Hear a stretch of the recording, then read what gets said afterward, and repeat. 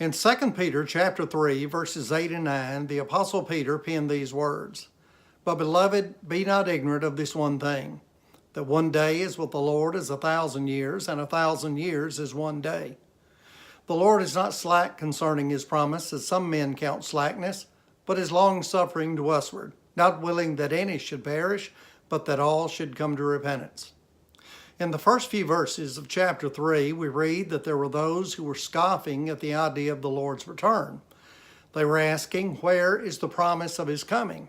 For since the days that the fathers fell asleep, all things continue as they were from the beginning of creation. So it becomes clear as you read these words that early Christians were expecting the Lord to return very, very soon. Now granted, in his first epistle, Peter wrote, "But the end of all things is near." 1 Peter chapter 4 and verse 7. James added, "Be patient and stand firm because the Lord's coming is near." James chapter 5 and verse 8. So we can see how their expectation was that the Lord would come back soon. But as we read a moment ago from 2 Peter 3, 8 and 9, Peter reminds his readers that the Lord does not operate under the same time restraints that men do. He uses this terminology. One day is with the Lord as 1,000 years, and 1,000 years is one day.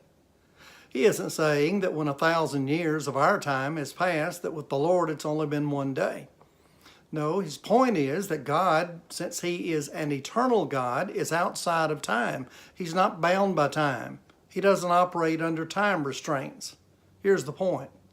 If the Lord were to delay his coming another 1,000 years, the time would still be brief, since time means nothing to the Lord. Now here's the lesson.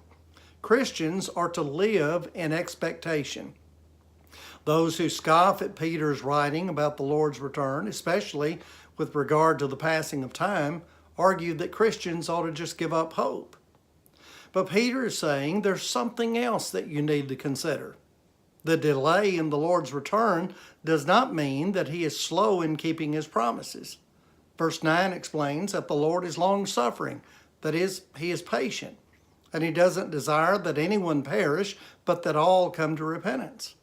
Now the Apostle Paul expresses a similar thought in 1 Timothy chapter 2 and verse 4 when he says that God would have all men to be saved and to come into the knowledge of the truth.